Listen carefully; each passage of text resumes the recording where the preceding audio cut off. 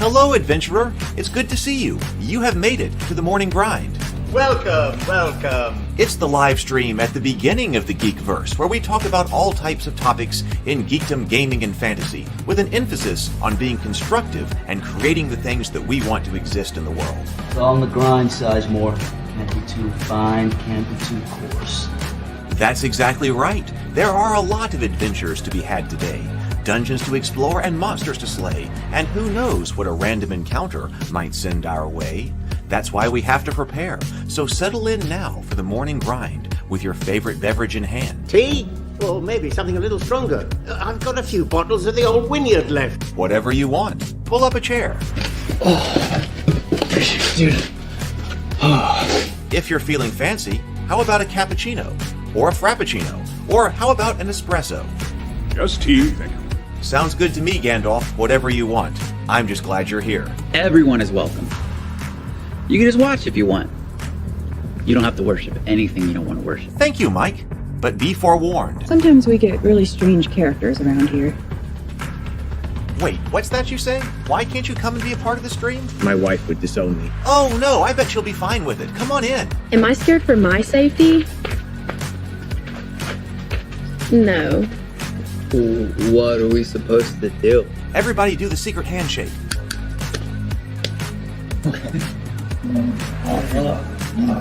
Secret cultist handshake. Oh, now do wizards who love each other. This, my friend, is a science. I still don't have gifts, but it's fine. It's all on the grind, son. Can't be too fine, can't be too coarse. Dude, this would be a sick place to bring the band. Indeed it would be, Dave. It really would. I'm seeing more people coming in. Welcome. Glad to have you here. Oh, look, here's someone new. Is this the cultist meetup? Yes it is. Come to hang out? Please accept me. I have nothing else. Okay, we accept you. Everyone's welcome here. Brought some snacks. Well, that makes things even better. You want some coffee? I don't drink coffee. You sure? It's cultist coffee. What makes it cultist coffee? I'm a cultist and I'm drinking it. Oh. Then I'll have some. What exactly is going on here? I'm seeing more people coming in. Welcome. It's so great to have you. Oh, and look, here comes another stranger. Can we help you? Yes, fellow cultists. I could really use some food. Oh yeah? Welcome. We have donuts. Oh, it's me. I'm glad I'm here. I'm sure you have a few questions for me, though. What's your name? Who do you work for? What god do you worship? Great questions, Rob. I'm Steve King, and I worship Nyarlathotep. No, not really. I'm just Heath, and I won't be worshiping anything this morning. But I will be your host. Welcome to the office. We're going to have a great time. I've got my coffee ready, because now it's time for the morning grind. If you could become a fish, that would be amazing. Then I could command you with my mental fish powers. Hello, everyone. Hello. Welcome to the morning grind. Welcome to the office. Good to see you this morning. James is here this morning. So is the Last Phoenix and Zero the Blade here. Good morning. Great to have you. Let's see. Matt is here. Matt West, good morning. It's good to see you here on the morning grind. Matt says, excited to watch this. I'm already a backer and I can't wait. So yes, we are going to be taking a look at Havoc today, which is on Kickstarter right now. And I do need to actually pull up that Kickstarter so we can take a look at it. So this is a card game that's on Kickstarter right now for either standalone combat or to integrate into an RPG combat. And man, they have done a lot of work on this. There's a lot of stuff. There's a lot of stuff in it. Lots of cards. Here we go. Now I've got the Kickstarter up. So there's a lot over there.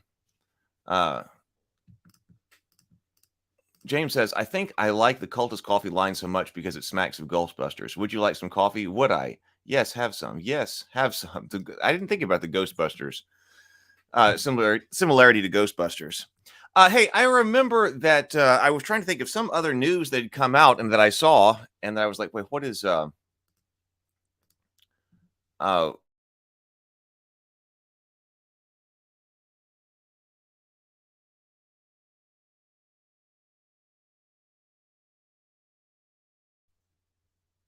here I am. Okay. Um I lost my train of thought. That the orc license, the revised orc license had come out. That's what it was. That orc license version 2 had come out for commentary before the next, or before what it was expecting the final license to be. So that was what it was. I didn't write that down. So we might have to take a look at that again if we have time, like on another day or something like that. Because I'm kind of interested to know what the revision was. So that did happen, and I forgot all about that.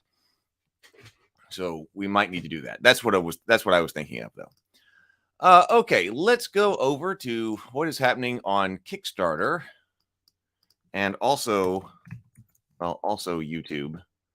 Hold on.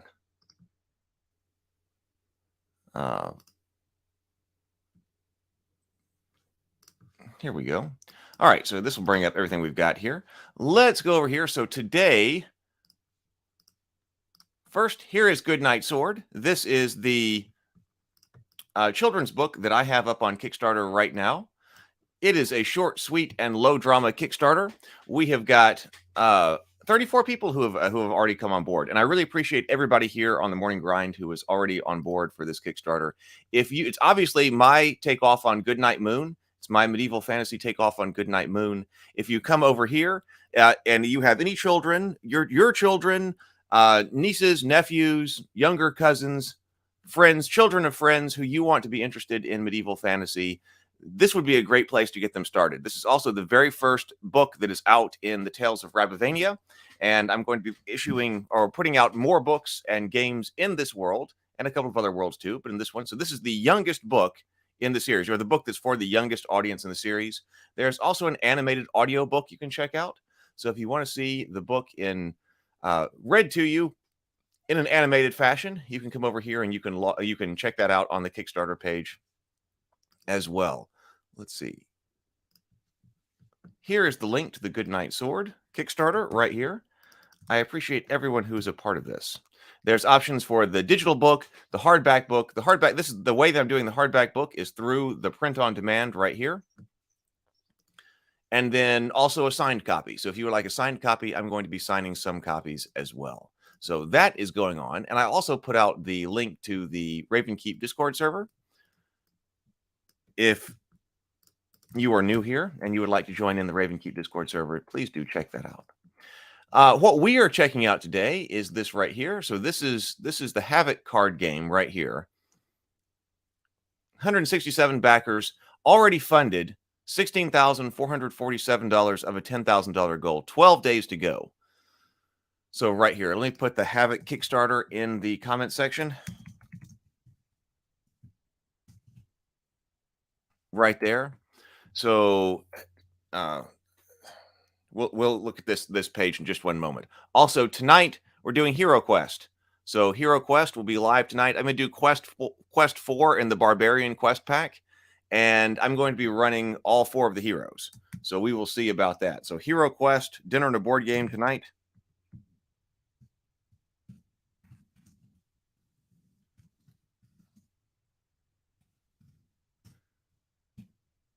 We'll see. I'm sure it's going to be even more difficult because it's for all 4 heroes. Yes, we've been having a lot of fun with that. So this is I played through the first 3 solo quests on the Barbarian Quest Pack, and man, they are difficult. Man, they were tough. Joel asks, "What's for dinner tonight?" We're going to be making chocolate dice candies tonight. That's what's going to be happening. Robert, hey Robert. Good morning. So everybody, so that's going to be, what time did I put this for? 7 o'clock tonight? It should be 7 o'clock tonight. So I'm starting a bit earlier. So it should be 7 o'clock tonight. Yeah, live at 7 o'clock p.m. Central Time. That's when we will be live playing Hero Quest here in the office. So I would love to have you for all of that. All right. So this is the Havoc card game. So let's take a look at the Kickstarter page as this is going right now. So it says Havoc is a cards and dice game replicating medieval combat. Players take on the role of knights, barbarians, or other fighters locked in deadly hand-to-hand combat. 2 or more players create their fighters, choose weapons and armor, and decide on their fighting styles. Then players build decks using Havoc's combat action cards. To start fighting, players shuffle their decks and draw hands. Cards show specific actions like slashing with a sword, thrusting with a spear, or parrying with a shield. Players roll 2 10-sided dice, a red die and a white die, and add them together to determine whether they hit their opponent. Here's a look at Havoc, the combat card game published on Board Game Geek. But then look at this, the full set of Havoc combat cards. I'm talking about they've done a lot of work on this. This has got a ton of cards in this. Matt says, my first stretch goal of digital book campaigns and skirmishes has been achieved too. First stretch goal of digital book campaigns and skirmishes has been achieved too. Okay, so they're already knocking down some stretch goals. I mean, I like, I like cards for games, and this is a ton of different cards. You'll see the full set of Havoc, the combat card game, comes with everything you need to play and fight, ranging from ancient Egypt through the Middle Ages into the Renaissance. Havoc is not a collectible card game. Players do not need to buy anything else to build their decks and start fighting. Let's see if I can increase the size a little bit. Yeah, I mean, look at that. You can play Havoc on its own, or you can use it to supplement your favorite role-playing game and bring your fights right into your gaming table. The game is 100% complete. Absolutely no art, layout, design, or rules need to be completed. We are turning to Kickstarter to raise the funds for printing and distribution. Curious about what comes in the full set? Take a look. So here's a video. But then the set comes with 864 poker-sized cards. Most with full-color art. All cards are complete and ready for printing. So this is a selection of cards that are in it. Wounds, bash, wound, bash, class, and injury cards in the full Havoc, the combat card game set. Besides 864 poker-sized cards, everything needed to play the game comes in the box. 3 rule books, a quick start guide, which is what we're going to be taking a look at today, the Havoc handbook, and the Havoc reference book. 4 10-sided dice, 2 red, 2 white, tuck boxes for organizing your cards, tokens for tracking damage, and 2 cardboard play mats to help manage card play in your fights. All right, we're going to take a look at that in just a moment. So the excerpt of the handbook, a reference book. Here's a closer look at the Havoc card set. Cards are the heart of Havoc, the combat card game. Most cards, 796, contain full-color art, including cards used to show class, weapon, armor, combat actions, wounds, and bash. 36 cards detail special combat abilities, 20 cards are used to show a fighter's prowess, and 12 cards are used to track key information like initiative and distance. Combat action cards make over half the set, 485 cards. These are different types of attacks and defenses, plus pause cards. Each combat action card has a full color illustration showing the action, as well as the information needed to play the game, like to hit and damage modifiers. Tactic cards are used to show a fighter's footwork during the melee. Class cards show information about the player's fighter, or players can select from among 70 different full-color historical archetypes and fantasy foes. So we did say that we've got both fantasy and historic references here. So you can play both. Cards are also used to show weapons like sword or war axe, as well as missile weapons like a composite bow or longbow. Cards are provided for natural weapons like a bear's claw or a dragon's bite. Each type of armor each fighter wears is also shown on the cards. Serious combat effects like wounds and bash are shown with cards. Full color illustrations depict the wound or bash condition. For wounds, these can range from a bruised to a moderate belly wound to a severe head wound. Bashes range from being knocked off balance or being laid out.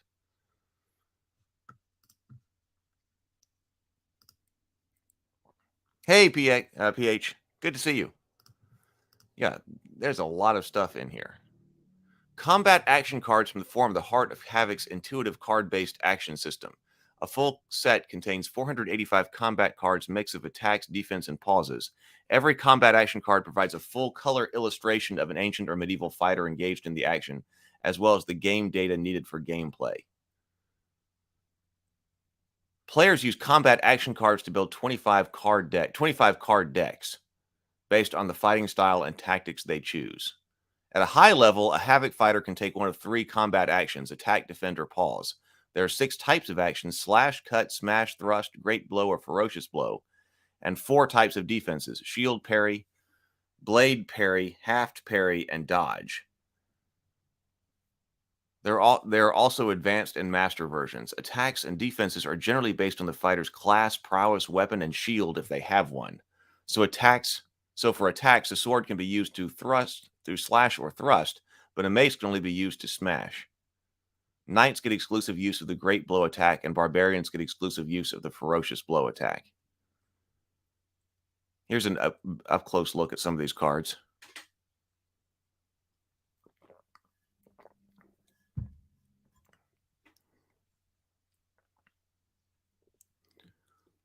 It's okay. So there's a lot also on this Kickstarter page. It looks beautiful. I mean, it looks beautiful. So a lot of work has been put into this on the art and presentation front. So it looks like a very high production value here. Weapon cards. So fire breath is part of that. Poleaxe. Armor cards. Condition cards. Oh, we know we like conditions around here. Moderate leg wound, driven to a knee, bleeding. Shadow revenge.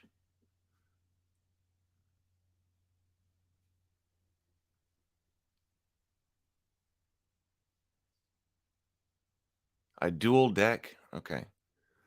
All right. So let's get into, actually, it's this isn't pay to win, Zero the Blade says. I'm in. Yeah, it's not. So you get everything, right? You get everything when you come in here. So let me put this down and let's take a look at the quick start guide.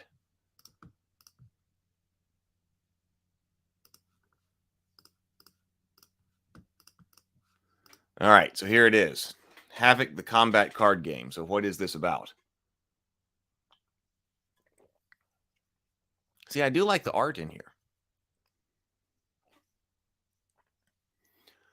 Okay, welcome to Havoc, the combat card game. Havoc is fast-paced cards and dice game of deadly hand-to-hand combat. Set in an era of swords, shields, spears, and axes, players take the role of knights, barbarians, or other fighters locked in deadly combat. Players win when they kill or incapacitate their opponents. In Havoc, cards are used to show is and does, what a combatant is and what a combatant does during the fight. Combat action cards show the actions each combatant takes, like slashing with a sword, parrying with a shield, dodging, or just standing still. Combat action cards are used more than any other card and make up about half the deck, or half the cards. Other cards show the type of fighter or the player controls, class, their weapon, armor, fighting prowess, and special combat abilities. Cards are used to show how each fighter's movement tactics during the fight, as well as details about wounds and bash. You have to figure out exactly what bash is. Colored chits track the damage to a player's fighter takes body and how long they can fight fatigue. Players use 2 10-sided dice, a red die and a white die together to determine success or failure of actions, such as attacking with a weapon, recovering from a wound, or standing up from a bash. When delivering an attack, the result of a red die alone is called the red die result and may determine whether an attack or defense was wildly successful. Havoc is based on hand-to-hand combat styles of the ancient and medieval worlds, and so the geographic focus is on Europe, Central Asia, the Middle East, and North Africa. In this respect, Havoc takes a page from the historical European martial arts HEMA movement, and players familiar with HEMA will notice many similarities. To help players replicate ancient and medieval combat, Havoc includes a wide variety of historical archetypes. Besides illustrated cards for Romans, Celts, Dacians, Persians, Vikings, and others, Havoc will provide a detailed table listing other examples of historic fighters. Havoc Games LLC is also working to expand the list of historical archetypes, and of course, we're working to expand the game to include warriors and fighters of other times and places. The next few pages will describe the key rules of Havoc the card game. A series of examples show how the rules work and provide additional context. Besides the quick start rules, a separate reference guide with card map and other key information is provided. All right, let's see what it's all about. Matt West says Bash is a deck separate from Wounds, basically a crit from blunt style weapons versus Wounds being more bladed and pierce style, I believe. Inner Light says reminds me of Duel of Blades. I don't know that one.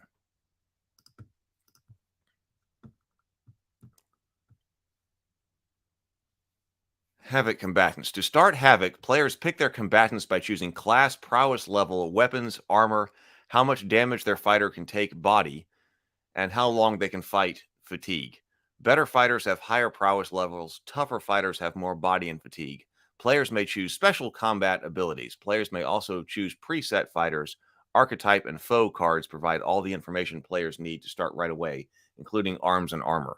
So in this case, we've got chainmail shirt here, longsword. Looks like knight is the type of fighter. Great helm here, and then all your strength. Once per fight, you're able to do something here. And we've got body points over here, and then also fatigue points, which look like counters. Players build 25 card decks. And then that's a deck of 25 cards each of combat action cards. A fighter's 25 card deck shows the combat actions, attacks, defense, and pauses at their disposal, as well as 4 factors: class, prowess, weapon, and shield, if any. Each Havoc class receives 4 free combat actions described on the class card. So each Havoc class receives 4 free combat actions based on the class card. So this must be this information down here about the knight. A higher prowess can provide not only more combat actions, but more advanced combat actions that deliver higher chances of success. Each weapon card provides the number and type of combat actions a fighter gets for using that. Each weapon card specifies the number and type of combat actions a fighter gets for using that weapon. So we do have broadsword over here, medium shield. I can't really see what the information is. I'm sure that's coming. Light weapons provide for more combat actions but deliver less damage than heavy weapons. By themselves, shields do not provide any action cards, but they do allow a fighter to use the shield parry, and they often provide passive shield protection when the fighter pauses. The total combat action cards based on class, prowess, weapon, and shield will usually fall below the 25 card requirement. In those cases, players simply add enough pause cards to reach 25 cards. The number of non-pause combat action cards in a combatant's deck is their speed. So a prowess 3 knight chooses a broadsword and a medium shield.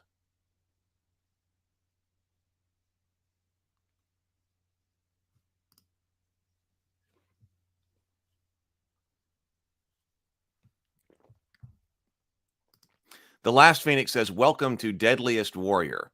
I was kind of thinking about that as well, since you were able to combine all these things. Who would win? You know, the knight or a Viking, or a Viking or a fantasy goblin or something like that, right? I'm vaguely reminded of Anachronism, the old History Channel card game, early aughts. Oh, I don't know that one either. Was that before it was owned by Disney? I didn't know the History Channel had a card game. To build their 25 card deck, this knight selects 4 Great Blow cards. Okay, I see them over here for their class, and 8 combat action cards for the broadsword. Okay, the knight may divide up the selected combat cards based on the cut and thrust attack types and blade parry defense types, since these are the combat actions allowed for the broadsword card. So we do have cut, Great Blow over here. We've got cut and we've got thrust. The knight may divide the selected combat cards based on the cut and thrust attack types and blade parry defense types. Okay, so blade parry down here. since those are the combat actions allowed by the broadsword card. By using a medium shield, the knight may select shield parry as a defense. Dodge is always an option, so we got dodge over here, and so it's not specified on a weapon card. To complete their 25 card deck, the knight takes 13 pause cards. So that says no action taken. If attacked, defend with armor and passive shield only. Let the armor take it. Duel of Blades, Duel of Magic, and I think Duel of Fists were chat room games from old America's Online Red Dragon Inn chat community. Oh, that's going back. I was not involved in any of that. Okay, so fighting in Havoc. To start fighting, players shuffle their 25 card decks, then draw their hand of 6 to 8 combat action cards from the top of their decks. A fighter's hand size depends on their class and prowess level, with most fighting class combatants having a normal hand size of 7 cards. Starting at prowess level 6, fighters enjoy 1 extra card in their hand. The maximum hand size is 8 cards. So shuffle them up and then draw. Players play their full hand of 6 to 8 combat action cards in a combat round. A combat round consists of 6 impulses, and 1 impulse equals 1 card play by each player. Any cards left over after the 6 card plays are discarded. So in this case, the knight has drawn a sample hand. It looks like great blow, cut, thrust, dodge, pause, pause, pause. At the start of each combat round, players determine the distance between the fighters and initiative state. Players then award the initiative card to one combatant. The combatants with initiative has a momentary advantage of landing their strikes first or attacks first. Distance and initiative affects the entire fight and will likely change based on tactics cards and defense combat actions. Distance always starts at long, which means the initiative state always defaults to the longest weapon at the start of the first round of combat. Starting distance and initiative state. Long. Distance is long. All attackers and active defenses are normal. Initiative defaults to the longest weapon. When distance becomes short, the initiative state shifts to the shortest weapon. Sometimes the initiative state can set to fastest fighter. If weapons are essentially the same length within 2, the same speed within 2, the players roll dice to determine initiative. Highest die wins. So longest weapon. Initiative state is longest weapon. Award initiative card to combatant with the longest weapon if weapon is length 2 plus longer. If weapon lengths are within 1, then default to fastest fighter. When you have the initiative, you and opponent both attack, resolve your attack first. If you hit your opponent, their attack is discarded. Fighter with longest weapon. If 2 combatants attack in the same impulse, the combatant with the initiative card has a chance to land their attack first. If the initiative attack hits, it negates the opponent's attack, which is discarded without effect. But a miss by the initiative combatant means their opponent has their normal chance for their own hit to attack. Missile phase. Before the first impulse, fighters may use missile weapons. This does not require playing a combat action card, but does mean the fighter's hands are occupied on the first impulse. In this case, the fighter must either fight unarmed or ready another weapon. Readying a weapon normally requires the combatant to pause, not be hit, and then discard 1 attack or defense combat card. So readying a weapon normally requires the play of a pause card, so we saw those. Not be hit during it, and then discard 1 attack or defense combat action card. Abilities may allow this to be done faster. In the missile phase, dodges are permitted against thrown weapons, but not bows or slings. Although no other active defense are permitted, many shields provide passive protection against all missiles, and armor always does. All right, so this looks like the example of the first impulse. What are you thinking about this so far?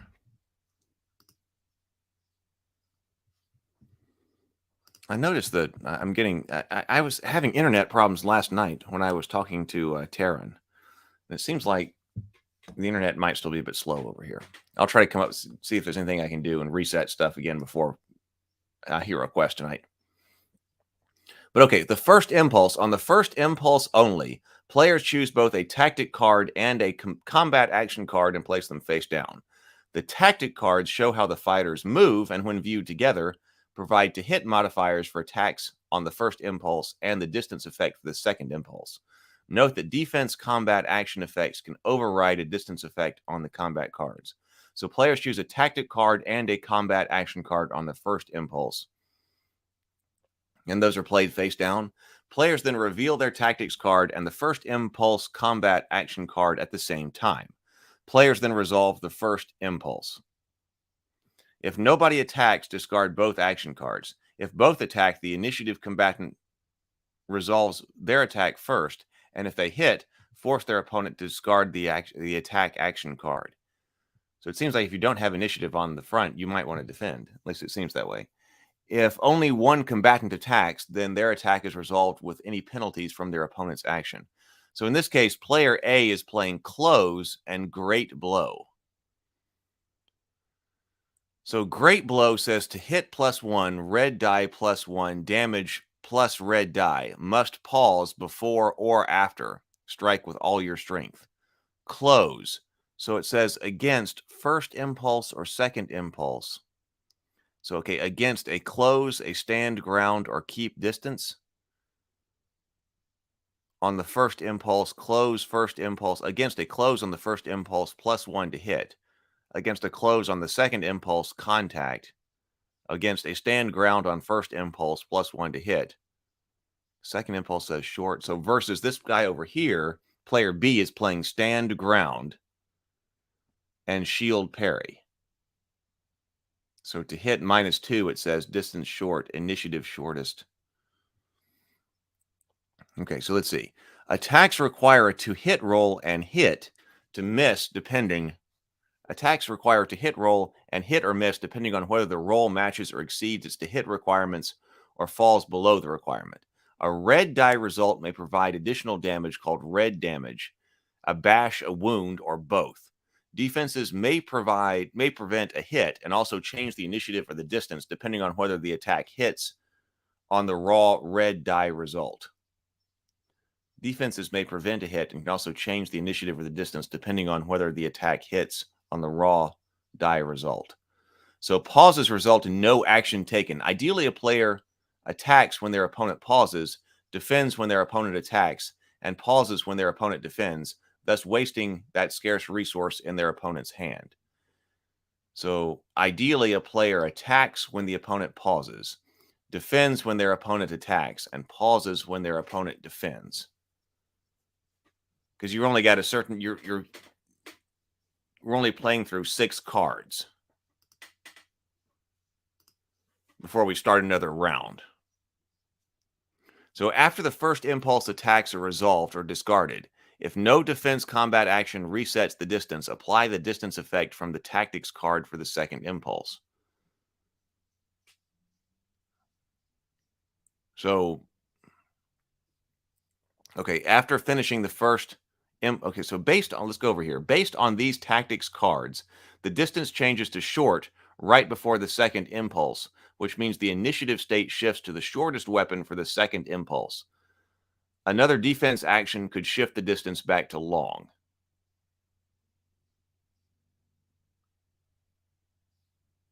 Okay. After finishing the first impulse and applying the distance effect, players determine the initiative state for the second impulse and award the initiative card. So 9, second impulse. For the second impulse, players choose a combat action card from their hand and place it face down. Players reveal their second impulse action cards at the same time and resolve the combat actions as before. Players do not use movement tactic cards in the second impulse. Only combat action cards are played in the remaining 5 impulses of the combat round. Attacks always require to hit rolls and may result in damage. Defenses might change the distance or initiative state and could have other effects. Red dice results could favor either the attack or the defense. We haven't really figured out what to roll yet. Inner Light says, it feels a bit too simulationist for my enjoyment, but other people may like it. I like a bit more abstraction.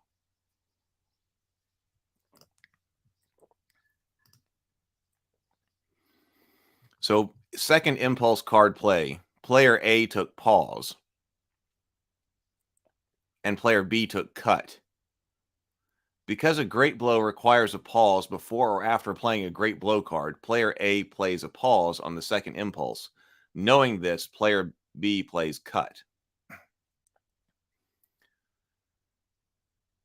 Third through sixth impulse. For the remaining impulses, players keep playing their action cards. After the sixth impulse, any fighter with remaining action cards in their hand discards the remaining cards. So the extra cards give you additional options, it seems like. Defensive combat actions may change the distance or initiative during any impulse. Distance and initiative comes on the sixth impulse set. Distance and initiative outcomes on the sixth impulse set the starting distance and initiative on the next combat round. End of combat rounds. After playing the sixth impulse, players deduct 1 fatigue from their combatant's fatigue total. At 0 fatigue, the combatant is tired. Because a tired fighter is weakened, their damage is reduced by the red damage of their weapon. I wish we saw that in action. I wish we actually saw the resolution of what exactly this means. How did player B resolve this cut? Like, what happened? Although, actually, there is a whole lot more here. Oh, there's a lot here in this quick start guide. So I guess we're going to find out.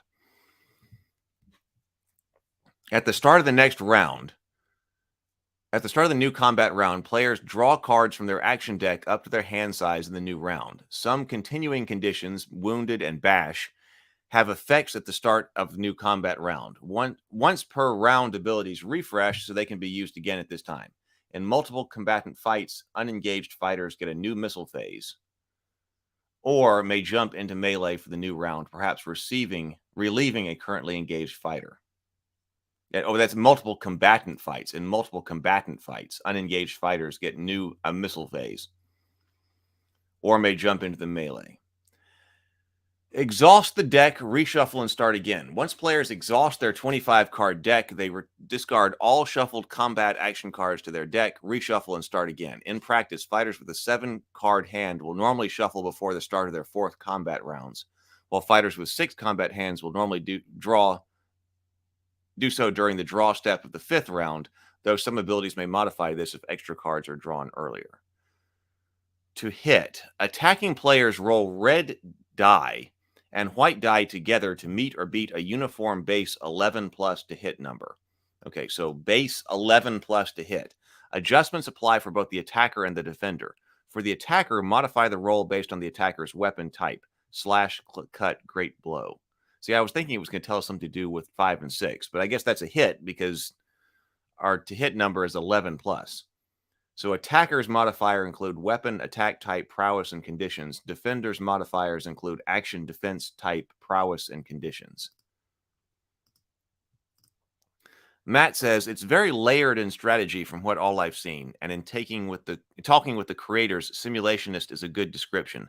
The creators went for HEMA accuracy on the historical stuff.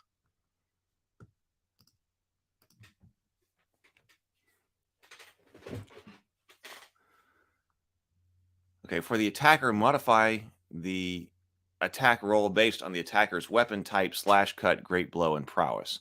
For the defender, modify based on the defender's armor, including shield, defense type, and prowess. Ongoing conditions and abilities may modify to hit chances.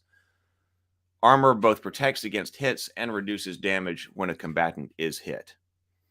Does both. Damage. Attacks that inflict normal damage.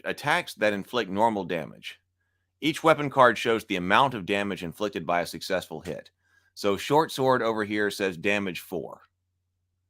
So we do have, like on short sword over here, action cards 10, length 3, to hit +1, damage 4. Red die 8 to 10 W. I don't know what that means. Like, for instance, but mace over here, action cards 8, length 3, to hit -1, damage 6.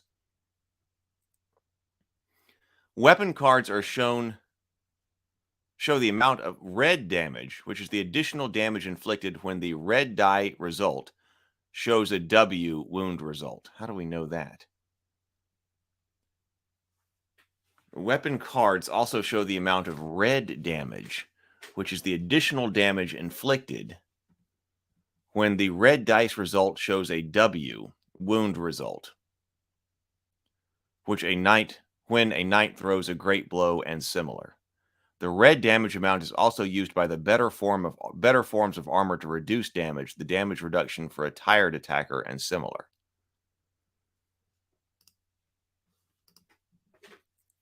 Armor will generally lower damage depending on the type of armor and type of attack, and armor may allow a wound save roll to cancel the effects of a drawn wound card. A successful wound save also cancels the red damage from a W red die result. I wish it stepped us through this by now. The right-hand column on each armor card shows the damage reduction. Here, the Brigandine reduces damage by the red damage, while Chainmail reduces it by the weapon's red damage and additional -1. Both Brigandine and Chainmail provide wound saves for wounds. So 12 plus to cancel wounds. Number 11 through 12, is that wound locations maybe? The weapon card tells you, Matt's saying, the weapon card tells you what the single red die needs to be for you to pull a wound or bash card. So the weapon card tells you what the single red die needs to be for you to pull a wound or bash card. Okay, so maybe that's what this is if the red die is 8 to 10, then draw a wound card on the short sword. If the card is 8 to 9, draw a bash if you're using the mace, and if it's a 10, draw a wound. Maybe that's what that is then. Thank you, Matt. Damage is applied 1 fatigue first, then body. Body represents a fighter's flesh and blood. Fatigue represents their stamina and grit. Taking damage injures a fighter and fatigues a fighter, affecting both their odds to continue to live and keep fighting. When fatigue is reduced to 0, that fighter is tired, and all damage from future attacks is applied to body. Each weapon has a red die result listed on the card. If any number in that range is rolled, either through a raw roll or an adjustment, then a bash, wound, or both results could apply. Wound results also inflict the weapon's red damage in addition to its normal damage. Inflict. Wound results also inflict the weapon's red damage in addition to its normal damage.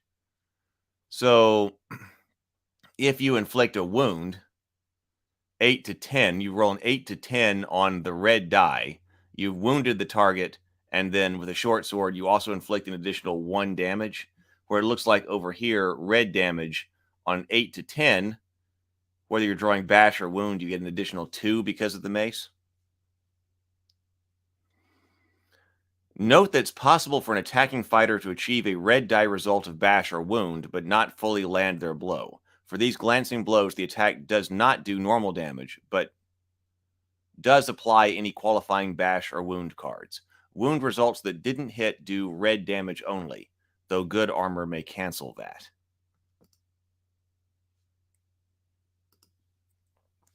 Wound conditions. The red die results could show a wound, which means the attack was more injurious. If a W or WB is achieved on the to hit roll, and at least 2 body is inflicted, the attacking player draws. And if the type of attack qualifies, applies a wound card to their opponent. Armor might also provide for a wound save chance to avoid the effects of specific wound cards by their number. For instance, Greaves versus leg wounds. A successful wound save prevents the extra red damage from the W result as well. Wound cards have qualifying attack types and only take effect if the attack that results in the wound card drawn matches that qualifying attack list. So here are wound conditions here. So there are 24 wound conditions. Each wound card shows a wound number, its severity index, the qualifying attacks, and the wound effects. 1 broken heart indicates a light wound, 2 hearts show a moderate wound, and 3 hearts show a serious wound. So this is moderate chest wound. Wound 16, that still may be location. We've got 2 broken hearts. Possibly these are the attack types: great blow, thrust, cut, smash, ferocious blow. So all of those types are it can possibly deliver a moderate chest wound. -1 to all attacks due to bleeding. Start of round roll looks like 2d10, and you get -1 body, -1 fatigue, no effect, or discard.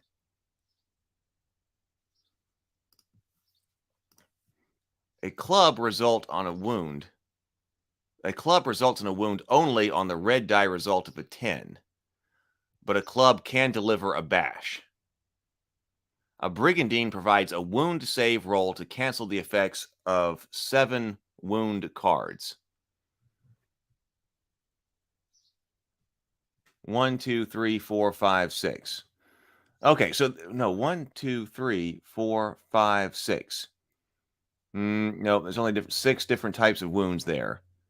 To hit, damage over there. 14 plus to cancel wounds, 14 through 21. Okay, so 15. So 15 through 21, that would be 7 different wound cards. So maybe that is the location. So Brigandine covers maybe areas 15 through 21. Moderate chest wound is a 16, so the Brigandine could potentially cancel that with a roll of a 14 plus. Hey, Stray. Good to see you. Welcome. Many wound conditions can linger and cause progressive loss of body and fatigue until a start of round roll allows them to be discarded, which means a deep enough wound could eventually kill the combatant long after the fight. Okay, so that's not start of impulse. That's a start of round thing. So that's not every impulse that's going. That's the start of round when we're talking about clearing all of our cards and drawing a new hand. So that's when you would have to roll there. Okay, and you could discard it. A wound card is also drawn the first time a combatant loses 50% or more of their body, even if the red die did not yield a wound condition result. If a combatant would have to draw a wound card for 2 reasons on the same attack, they draw 2 wound cards from the wound deck instead. Would have to draw a wound card for 2 reasons on the same attack. They draw 2 wound cards from the wound deck instead and allow the attacker to determine which wound card applies. So the attacker decides. Often, but not always, this will be the higher wound card number. A combatant may accumulate any number of ongoing wound conditions from separate incidents, such as taking hits from 2 separate opponents, and so may have multiple wounded conditions applying at once. And, you know, I want to be able to have, like, wounded cards and injury conditions in a game. So this is interesting. So Matt says, each wound and bash cards have a serialized number to them. That's how you know which card the armor can roll against. Makes sense. Makes sense. So, for instance, deep bleeding right here, wound 17. For this wound card, the qualifying attacks of TH and GB must have been used for this wound effects to count. So what happens if you draw one that doesn't have the correct attack on it? Do you discard it, or do you keep drawing until you have the correct attack? So this can only be done by a great blow or thrusting. So here are the bash conditions. The bash conditions. The red die result could show a bash, which means the defenders gets knocked about. If a B or WB is achieved on the to hit roll, the attacking player draws a bash and, if the attack type qualifies, applies the results to the bashed fighter. Bashed conditions have a series of effects such as taking away combat action cards, reducing hand sizes, or modifying to hit chances. A bashed condition details are stated on the cards. So this is bash 19, driven to a knee. Discarded and no result, Matt says. So you don't redraw. It's just discarded and no result. 24 bash conditions. Bash cards show the bash number, the severity index, the qualifying attacks, and the bash effects. War Axe. A War Axe provides a bash on a red 9 and a wound bash on a red 10, as well as a wound alone on 8.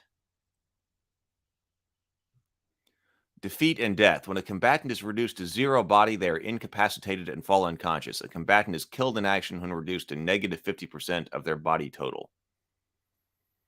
Mounted combat and other adjustments. Fighting from horseback or in a chariot can provide a powerful advantage by increasing both the combatants' to hit chances and their red die result, while also providing a save chance against bash results.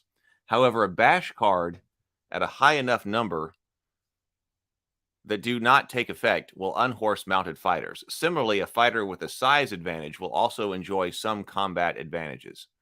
When fighting mounted opponents, combatants on foot will receive negative modifiers to their hit chances and reflect their disadvantaged position, especially with shorter weapons. Surprised fighters will also suffer negative modifiers. Cards provide specific details. Abilities. Players are free to select ability cards that give their fighters combat advantages. These conditions for playing the ability are shown on each ability card. Most abilities are limited to being used once per fight or once per combat round, but some abilities say always on. Note that many ability cards have a list requirement for attributes. When playing Havoc as a pure combat game, these attribute requirements can be ignored. So such things as called shot, charge to contact, plan ahead, sword, and dagger.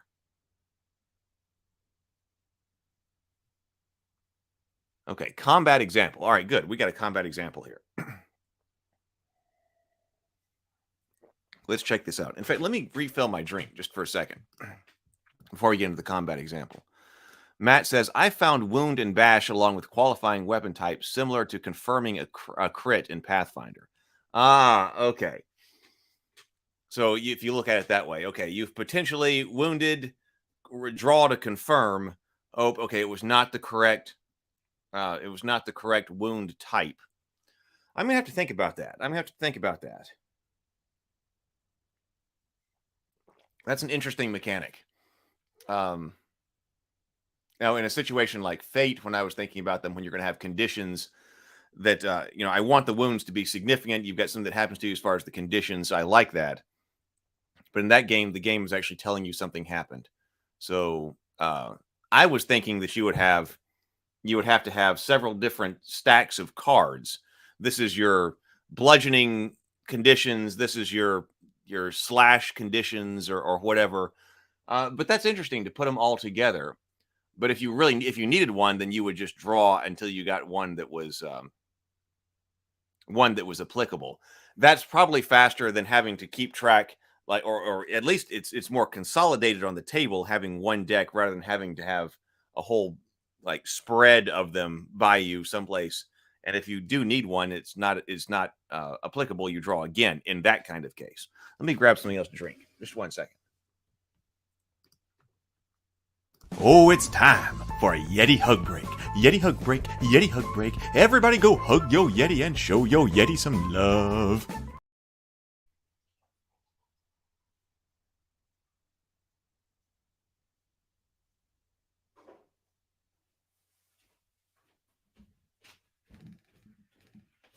All right. So, combat example here. Combatants. A Roman legionnaire faces a Gallic spearman. Both combatants are trained warriors, prowess 3, with 3 body and 4 fatigue. Using the archetype cards as guides, players select weapon and armor. So, Roman warrior,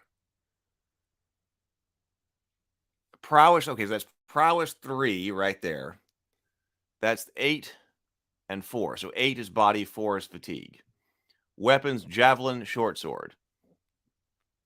Armor, scale, Corinthian helm, greaves, tower shield. Abilities, none. The Gaelic warrior, weapons, spear, one-handed spear, armor, conical helm, medium shield. Abilities, none. And we've got 6. This looks like 6 thrust, 2 something else, 2 dodge, 15 pauses. That's how to construct your deck. So this guy gets all of this stuff over here. The short sword, scale mail, Corinthian helm, greaves, conical helm, spear.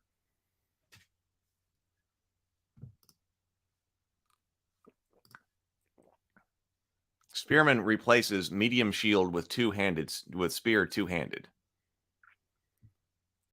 Conical helm 12 plus to cancel wounds 23 through 24. Spear. Okay. Attack decks, or action decks.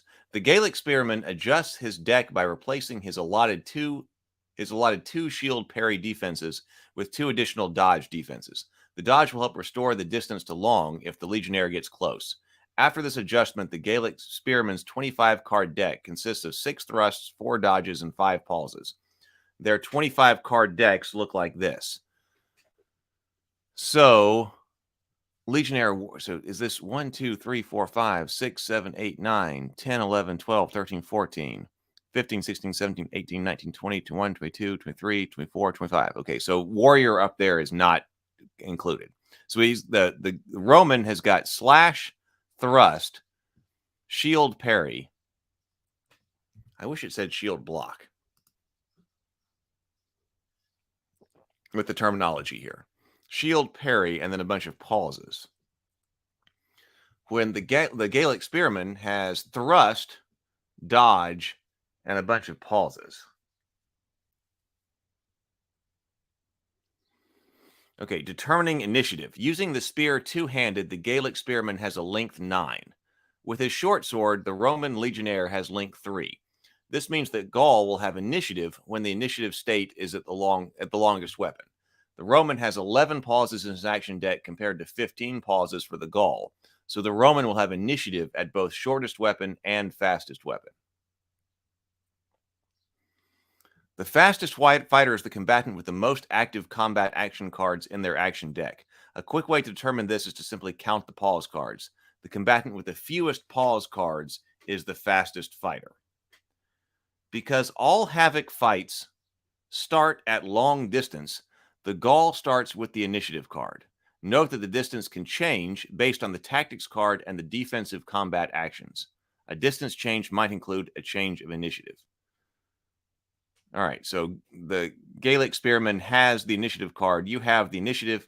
You and opponent both attack. Resolve your attacks first. If you hit your opponent, their attack is discarded. Shuffling and drawing hands. The players shuffle their 25-card action decks. Because both combatants are Prowess 3 warriors, the players each randomly draw a 7-card hand for the first combat round. The Gaul draws a thrust, a dodge, and 5 pauses. Looking at the upper right of the cards, we can see these have a shorthand notation of TH, DG, and 5 PA. This isn't a great hand, but it does give him an attack and a defense, so he keeps it. The Roman draws 2 SL, which is slash.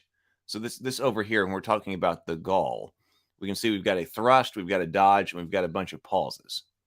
This isn't a great hand, but does give him an attack and a defense, so he keeps it. The Roman draws 2 slashes, 1 thrust, 2 shield parries, which would seem like blocks to me, 2 pauses. A great hand he definitely keeps. That does seem like a great hand here. Okay, first impulse. Because nobody is using a missile weapon, the players proceed directly to the first impulse. The Roman picks close as his combat tactic card and SP, shield parry, as his combat action for the first impulse, both possible ways of winning the initiative. The Gaul anticipates this and chooses keep distance as his tactics card and PA, pause, which leaves the distance long and wastes the Roman's SP. Both combat action cards, CACs, go to their discard, and the play proceeds to Impulse 2. So with this play, everything is discarded and it just continues.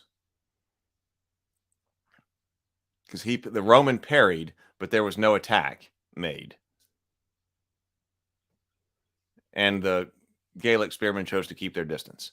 Impulse 2, the Roman chooses SL for slash as his second action. The Gaul picks thrust. The Gaul has the initiative, so his attack is resolved first. If he hits, the Roman's slash will be discarded because the Roman is attacking. Only his armor provides protection. Note that if the Roman chose PA instead, he would be protected by both his armor and his passive shield protection. Any Celts, Danes, Franks, or Goths? I'm pretty sure I'm going to back this. Does anyone know of the LS page?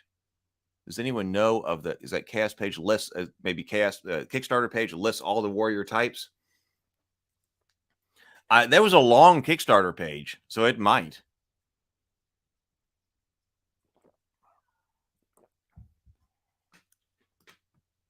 So the Gaul has the initiative. Okay, so we just said that. To hit. Okay. A base roll of 11 plus is required to hit. So I'm beginning to understand what the deal is with the dice, why you've got the red die, because the red die is the one that's telling you whether you're bashing things or inflicting wounds or whatever else. But you've got to hit 11 plus in order to actually hit. So how are you going to get to 11 plus? Well, the white die, I guess, is throwing you over that because you're adding these together. Any base roll of 11 plus is required to hit. In this example, the applicable to hit modifiers are -1 for the thrust card and -1 for the scale armor versus thrust. See, it says scale armor right there. Scale armor. That's what it should be. It says scale mail on the card. I like scale armor. So it says scale armor up here. I like that. That's what should be on the card. Matt says, I don't think it does. They cover ancient Egypt or Roman warriors with something near 70 archetypes. You could create your own warrior with the class system. Oh, so if this is not enough, you can create your own?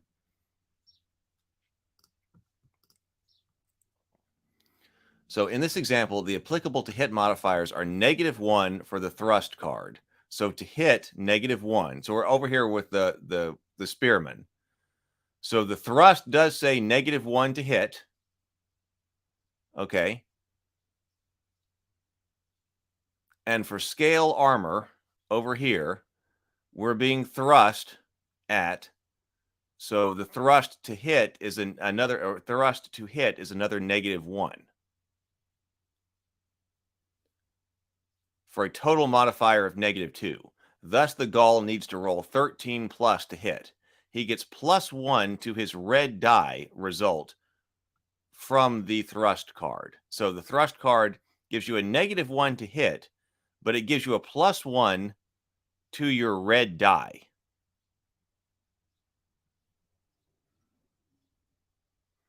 Okay, the Gaul rolls red 7, white 6 for a total of 13.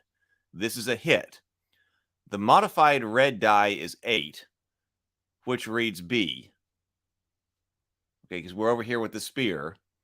And so we got a bash result with an 8 because we got +1 to the red die because it's a thrust,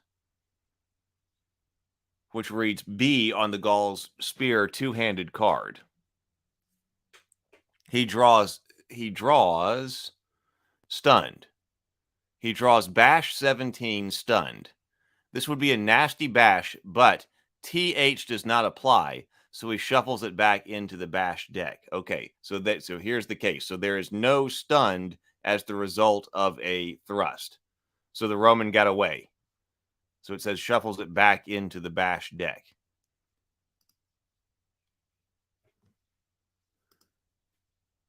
Inner Light says, I think they had a listing of cultures in the book. Persians were mentioned. So the Gaul checks his two-handed card to see that he does 7 damage. So spear damage 7. The Romans' scale armor says -RD, which reduces that by the spear's red damage. This means the 7 damage is reduced to only 5. Applying the rule 1 fatigue first, then body, the Roman takes 1 fatigue and then 4 body. Because he lost 50% of his total 8 body, the Roman must draw a wound card. I like this. This does seem to be going fast. You get hit with the spear. Okay. You're taking some damage. The Roman draws wound 14. Severe leg wound. Now, in this case, it doesn't seem that the CT, SM, GB, FB. I'm gonna have to think about this a lot more. I think this is interesting.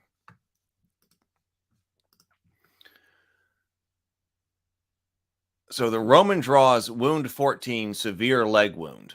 But okay, this still does not say TH on it. But I guess this is not the result of a direct attack, so you've got to take the wound. Maybe that's the way that it is. He doesn't get away from not having a wound because he's at 50%. He has to draw a wound and take it. That may be what it is. The Roman draws wound 14, severe leg wound. His greaves provide a wound save of a roll of 12 plus to avoid red damage, and the wound misses. Oh, and the wound effects. So, okay. His greaves. Do we see the greaves someplace up here? Did he have a card that had greaves? I don't remember. Okay. Wait, where are we? Okay, right here. So he drew wound 14, severe leg wound. His greaves provide a wound save roll of 12 plus to avoid red damage and the wound effects. But this card too has no TH. Oh, no, right here. Okay, I'm not going far enough. But this card too has no TH listed as a qualifying attack, so it's discarded. So I was wrong about that. So I need to keep reading another couple sentences. So yeah, so this one is also discarded because it cannot be done by a thrust. Note that if the wound had qualified, his armor save could have blocked any extra red damage and wound effects. All right, so Roman's lucking out then. Okay, so that is discarded. Effective Gaul's hit. Because the Gaul had the initiative card and landed his blow, the Roman's slash action card is discarded without effect. Third impulse. The Roman is seriously wounded but alive. For the third impulse, the Gaul pauses and the Roman shield parries. Both are discarded. Fourth impulse. The Roman suspects the Gaul is out of attacks now and decides to slash again, while the Gaul chooses dodge for his fourth impulse. The Romans to hit modifier are +1 SL card. Okay, to hit is +1 on slash, +1 short sword card, -2 for the Gaul's defense card, and -1 for the Gaul's extra active defense as a warrior, for a total of -1. The Roman needs 12 plus to hit. He rolls red 4 and white 12, a total of 12, which hits. Note that his modified red die result of 3 doesn't have any special effects from the Gaul's DG card, dodge card, because active defense red die result only look at the raw red die result, because active defense only looks at the raw red die result. Yeah, we have raw red die result, not modified red die result. The Roman hits the Gaul for normal damage, which the short sword card lists as 4. The Gaul has no armor to reduce this and takes 1 fatigue and 3 body. Slash to hit +1. To hit +1 with short sword. Okay. -2 to hit with dodge. Warrior extra -1 to hit on all active defenses. All right, so we got 1 hit, 1 fatigue, and 3 body on the spearman. Greaves didn't protect him from this grievous wound. I mean, severe wound.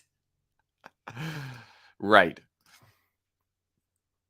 So fifth impulse. On the fifth impulse, the Roman uses his thrust, and the Gaul has to pause.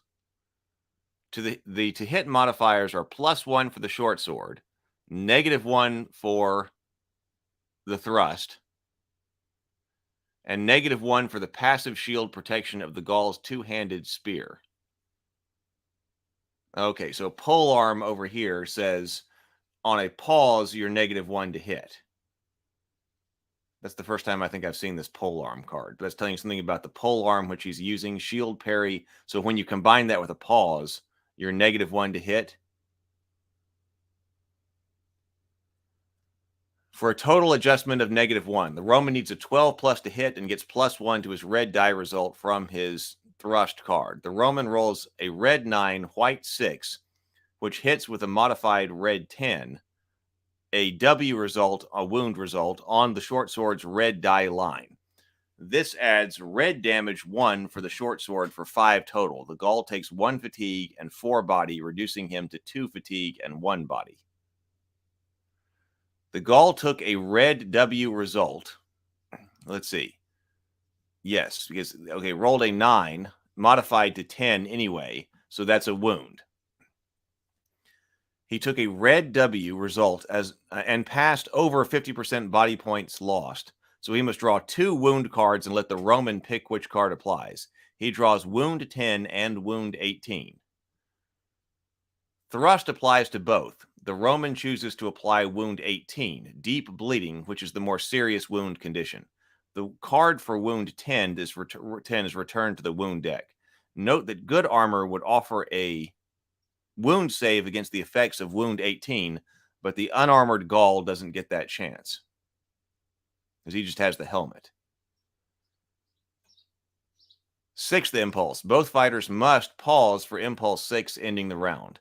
They also discard their remaining cards. In this case, both fighters discard their PA cards, their pause cards.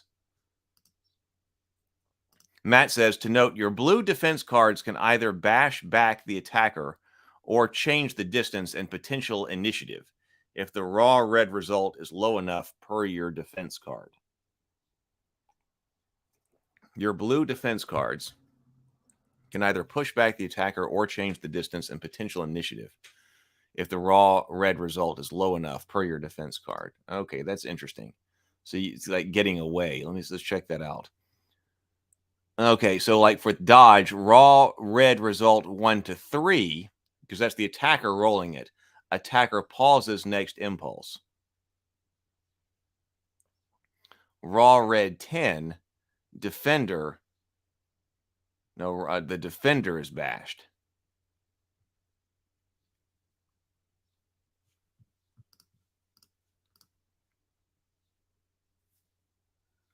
Okay. 6th impulse. Okay, we just said that. Okay, so end of first combat effects. Each fighter now loses 1 fatigue for the end of the first combat round, relieving the Roman with 2 fatigue and the Gaul with 1 fatigue remaining. Combat round. At the start of the second round, players determine initiative and distance, but before doing so, they apply start of round effects. This means the Gaul must roll for the effect of his deep bleeding wound card. He rolls 11, which causes -1 body and reduces him to 0. The Gaul is incapacitated and has lost the fight. Without medical attention, the Gaul will likely die of his wound. Interesting.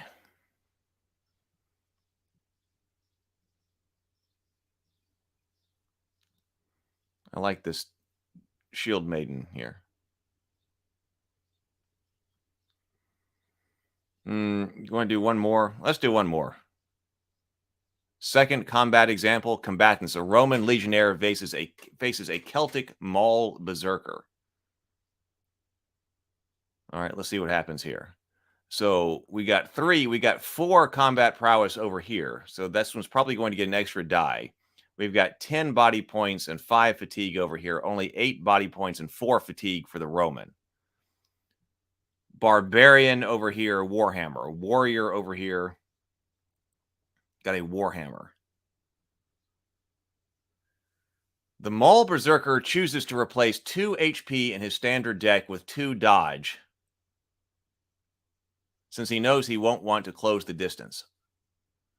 Also, a Prowess 4 veteran fighter, the Maul Berserker receives 1 bonus advanced attack and 1 bonus advanced defense. The Legionnaire fights with the short sword deck as is. Their 25 card decks are... Okay, so this guy's got a bunch of slashes, shield parries, pauses, and thrusts. Whereas over here, the Maul Berserker has a heavy smash, artful dodge, 3 smashes, 4 ferocious blows, a bunch of pauses, and 3 dodges. Determining initiative.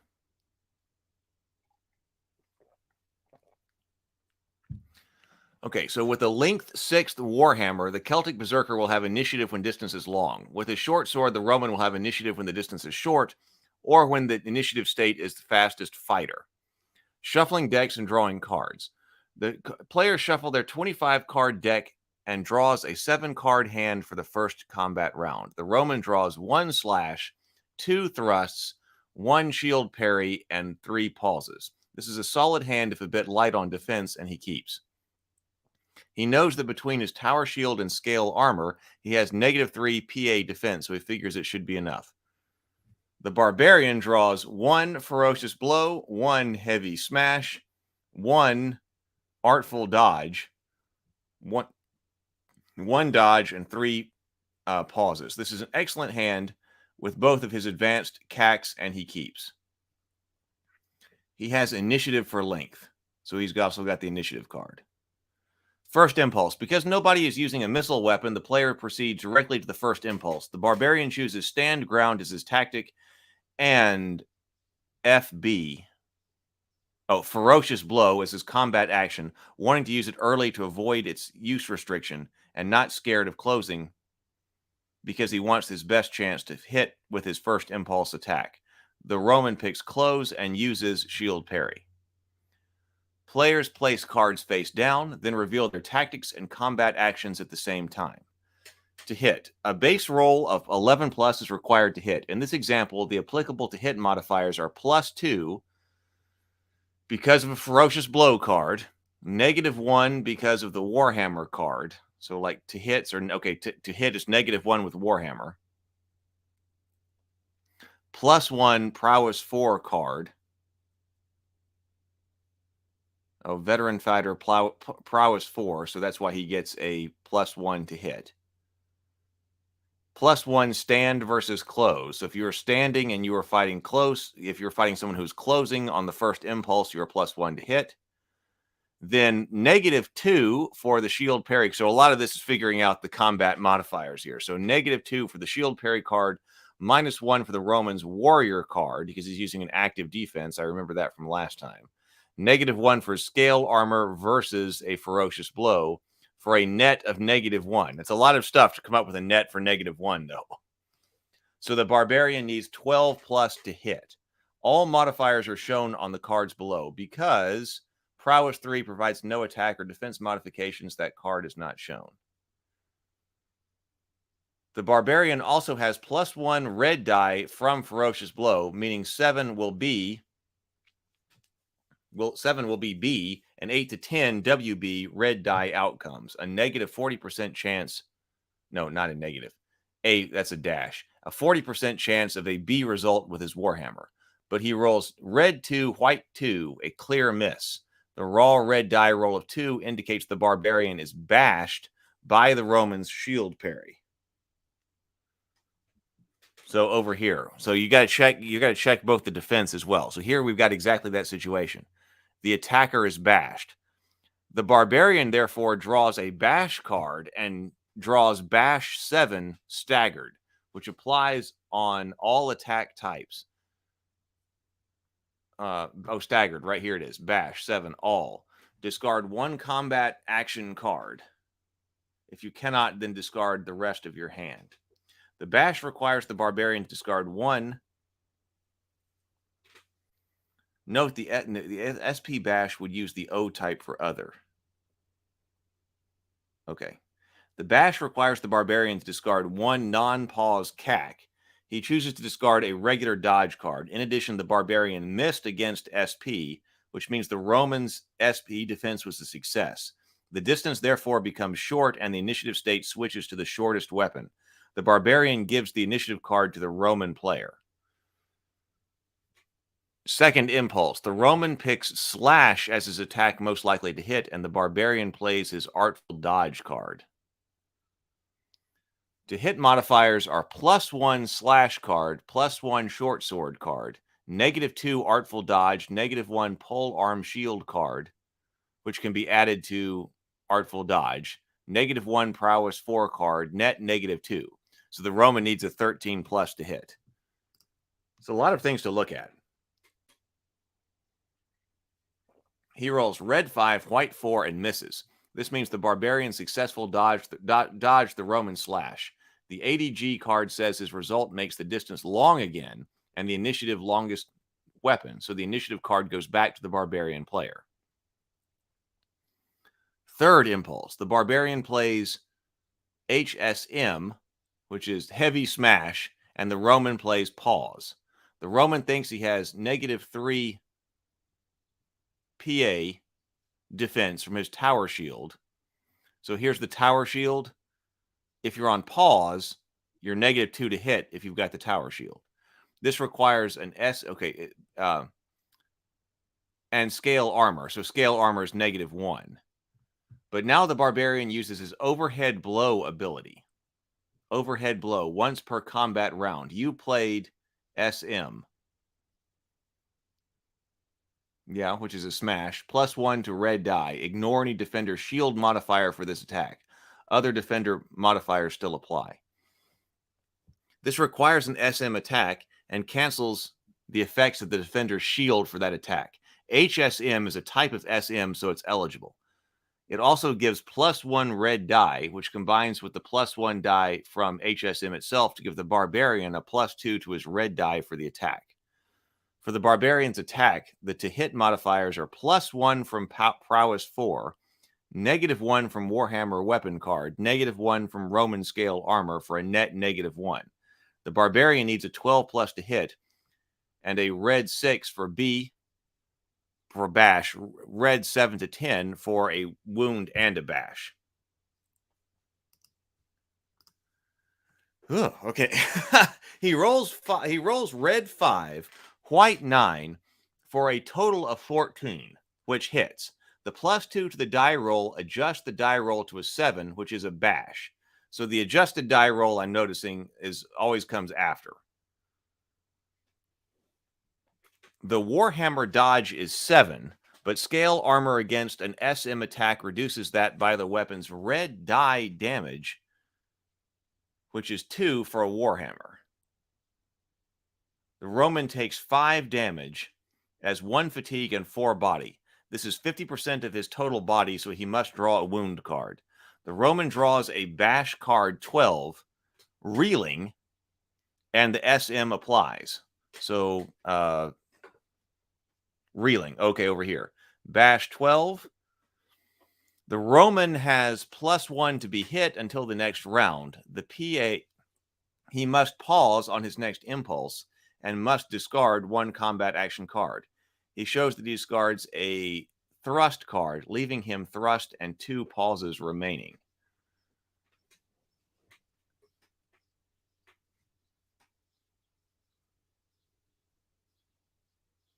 So, okay, so wait a minute. So, okay, so he's got to draw.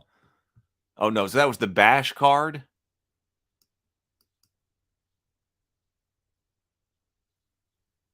He must draw a wound card because he hit 50%. The Roman draws bash card 12. So I think that was the result of the red die attack.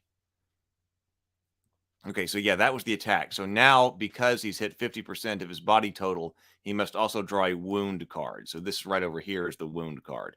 He draws wound card 13, severe arm wound, and SM applies. He gains an arm injury condition that will last until he's fully healed, and the severe arm wound condition will also remains on him.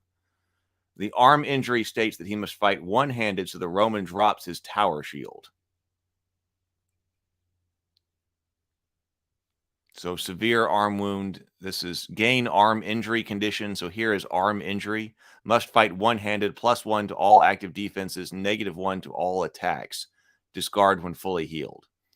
4th through 6th impulses. The Roman is now on the ropes, but the barbarian is down to 3 pauses in his hand. On the 4th impulse, the barbarian plays pause. The Roman must play pause 2 due to the reeling bash condition. Both fighters pause again on impulse 5. On the 6th impulse, the Roman uses the last thrust against the barbarian's last pause. To hit modifiers are -1 from the thrust card, +1 from the short sword card, -1 from the Roman's arm injury condition, and -1 pause defense from the Roman's pole arm shield card, net -2. The Roman needs 13 plus to hit and gets +1 to his red result die, so he needs 11 to 10 for a wound result. The Roman rolls red 8, white 5 for a total of 13 and gets a hit with a wound. He does red die damage. He does extra red damage here for a total of 1 for a total of 5 damage. The Barbarian takes -1 fatigue and 4 body, but since it has a 10 total body that isn't a second wound card, this Barbarian does draw 1. Wait, so the Barbarian takes 1 fatigue and 4 body, but since he has a total of 10 body, this isn't a second wound card draw. Okay. The Barbarian does draw 1 for the wound result itself. He pulls wound 16, moderate chest wound, and thrust applies. This gives the Barbarian -1 to all attacks as well as a start of round loss rolls. End of second combat round effects. Each fighter now loses 1 fatigue for the end of the round, leaving the fighter at 2 fatigue and 4 body, and the Barbarian at 3 fatigue and 6 body. Second combat round. At the start of the second combat round, the Roman discards his bash condition and rolls for his arm wound condition. He rolls 6, which drops him to 3 body. The Barbarian rolls for his chest wound condition and gets 11, dropped to 2 fatigue, but still 6 body. Each has -1 to their attacks and +1 to his active defense as well, though his warrior class will offset that. The Roman is also without his shield, so his SP shield parry cards are treated as dodge or arm block defense at his option. Arm block, that sounds bad. For their hands, the Roman draws 3 SL, 3 slashes, and 4 pauses, which has no option to mulligan after the first combat round.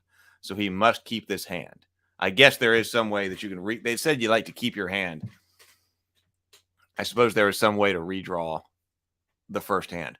Without the tower shield, the Romans' pause defense is now at only -1 for scale armor. The Barbarian draws 2 smashes, 1 dodge, and 4 pause cards. The Barbarian still has initiative for length. First and second impulse, second round combat. The Barbarian decides to keep distance since he fears the Roman may try to close to gain initiative and plays smash for his first impulse. The Roman, however, also picks keep distance while playing pause, fearful for his lack of defenses and hoping to use his own slash attack later in the round when his opponent may be out. Okay, note, because both combatants played keep their distance as tactics cards, the distance becomes out of reach in the second impulse. This means no attack can land on that impulse. On the third impulse, the fighters re-engage. To hit modifiers are -1, so the Barbarian is smashing here. Matt says mulligan rules are you draw 1 less card and have to keep what you get. Okay.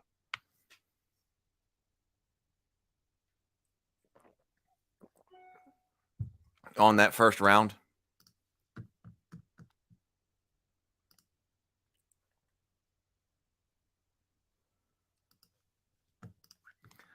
To hit modifiers are -1 for keep your distance first the same, +1 for prowess 4, -1 for warhammer, -1 for chest wound, and -1 for scale armor, net -3.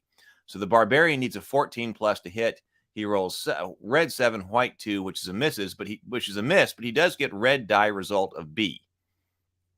So he missed, but he still gets a bash. The Roman draws bash card 2 off balance and SM applies, which means the Roman must pause on impulse 2.